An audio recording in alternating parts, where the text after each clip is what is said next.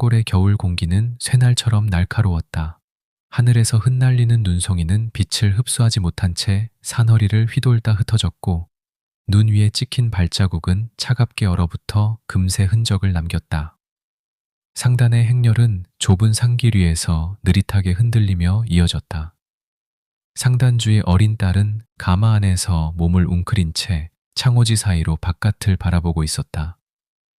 먼지 냄새와 나무향, 말발굽 소리가 조화를 이루었다. 휘장을 살짝 젖히며 바깥을 바라보던 수월은 속삭였다. 눈이 곱구나 세상이 온통 하얀 빛이야. 그 순간 평온하던 행렬이 요란하게 북적이기 시작하더니 그림자 속에서 도적들이 우르르 튀어나왔고 칼날이 햇빛에 번쩍이며 날카로운 섬광을 남겼다.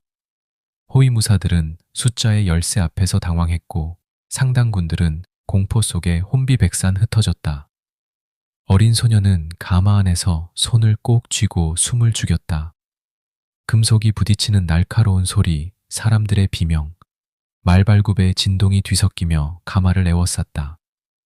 그때 날렵한 그림자가 가마 앞으로 뛰어들었다. 어린 백정 소년이었다. 도살터에서 길러진 날카로운 손놀림과 민첩한 몸놀림으로 도적 하나쯤은 단숨에 제압한 뒤 가마 앞으로 몸을 숙였다. 그러나 도적의 수는 많았다. 그는 칼끝으로 도적의 팔을 막으며 몸을 비틀어 가마 안으로 손을 내밀며 외쳤다. 내 손을 잡아. 소년의 눈빛에는 날카로운 결의와 미세한 떨림이 동시에 스며 있었다. 어린 소녀는 공포와 경애가 뒤섞인 마음으로 손을 내밀었고 소녀는 마지막 힘을 다해 그녀를 가마 밖으로 끌어냈다. 그 순간 소녀의 시야에 들어온 광경은 참혹하기 그지없었다. 상단주인 그녀의 아버지는 도적들의 칼에 맞서다 결국 쓰러져 있었고 어머니 역시 가마가 전복된 채 생사를 알 수 없었다. 이어 날카로운 금속이 부딪히는 소리와 바닥으로 스며드는 피냄새, 호위무사들의 절규 모든 것이 빠르게 지나갔다.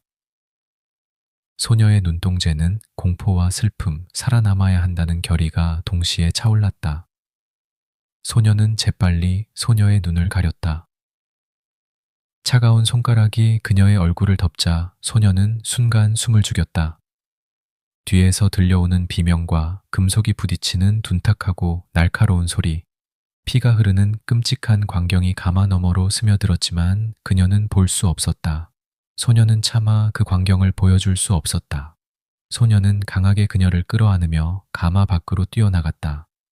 눈밭 위에 남은 발자국이 뒤섞이며 흔적을 남겼지만 그 발걸음은 멈추지 않았다. 뒤에서 들려오는 추격의 소리와 비명 소리에도 불구하고 소녀는 단호하게 달렸다.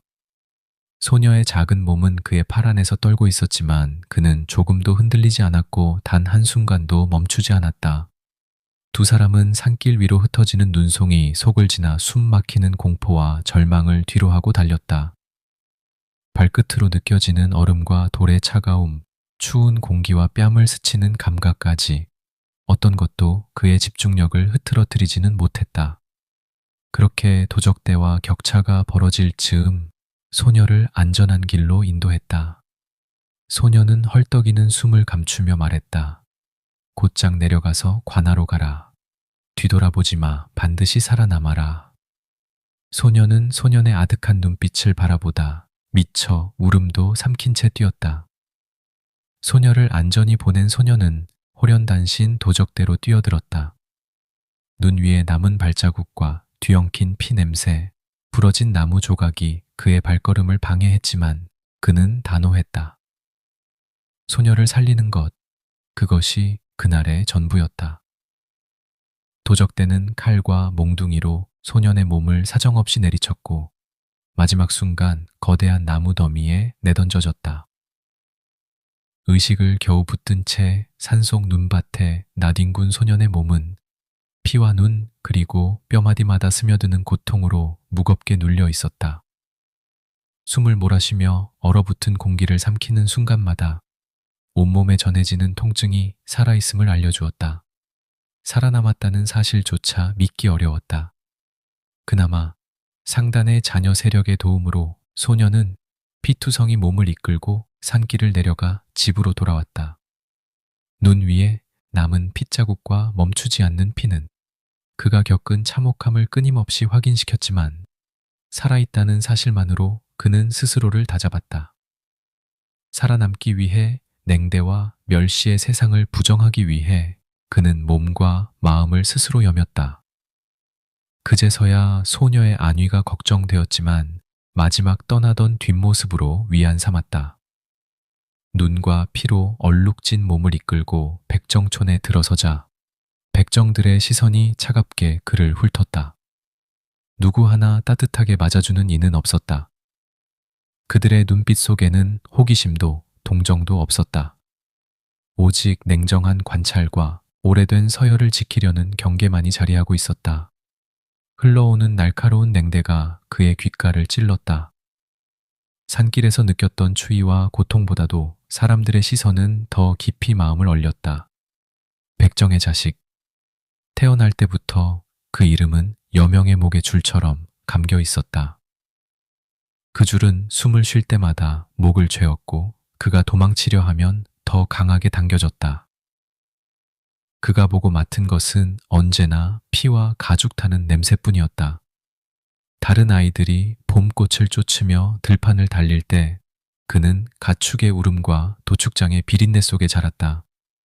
소녀는 가죽 장갑을 끼고 날이 바랜 도축칼을 손에 쥐었다. 산골 마을 사람들 역시 그를 가까이 하지 않았다.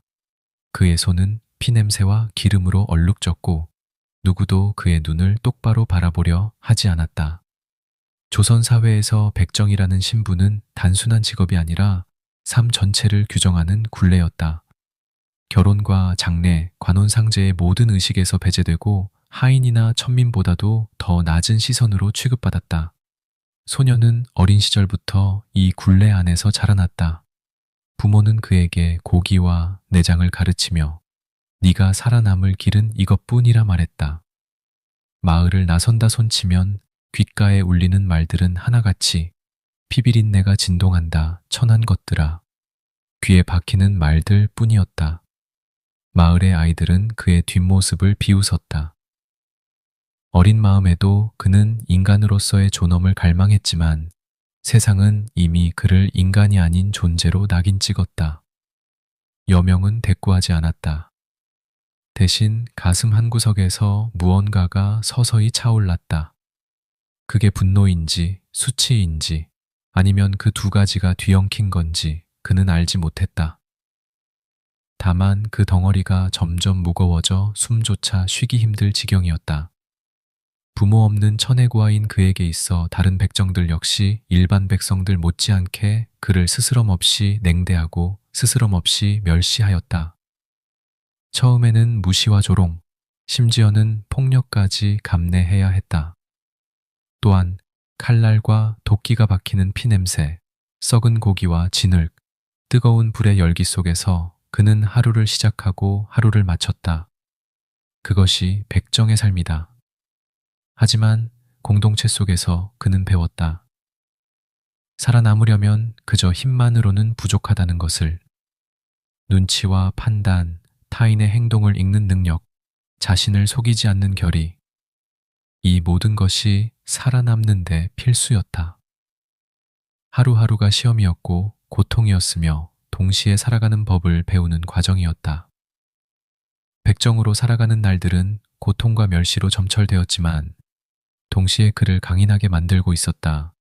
그는 늘 거울 속 자신을 바라보며 스스로를 다독였다. 나는 이 세상에서 사람이 아니다. 하지만 마음만은 잃지 않으리라. 그는 매일 다짐했다. 백정의 삶은 늘 낮은 곳에서 시작되어 낮은 곳에서 끝났다. 그 낮음 속에서도 그는 인간적 존엄과 고독의 미학을 지켰다. 칼끝으로 세상을 잴 수는 없었지만 마음속 서름과 상처를 다독이며 자신만의 길을 걸었다. 서름과 혐오 그리고 인간적 갈망이 뒤엉킨 그의 삶은 그 누구도 이해할 수 없는 깊은 고독 속에서 비로소 빛났다. 세월이 흐르며 소녀의 흔적은 그의 기억에서 아련해졌다. 그날의 소녀가 지금 살아있는지 어디에서 어떻게 살고 있는지 더는 알 수 없었다. 어쩌면 죽었을지도 아니면 평범한 여인으로 살아가고 있을지도 몰랐다. 한편 소녀는 이미 관할을 거쳐 안전하게 상단에 입성했다. 어린 시절 소년이 남긴 흔적을 따라 살아남아 상단의 재력과 권력을 차근히 이어받았다. 하지만 여자, 그것도 소녀가 상단주가 될 수는 없는 법. 조선에서 상단주로 살아남기 위해 그녀는 남장을 선택한다. 남장은 단순한 변장이 아닌 생존 전략이었고 그녀의 실력은 차곡차곡 쌓여 단단한 전사로 거듭나게 되었다.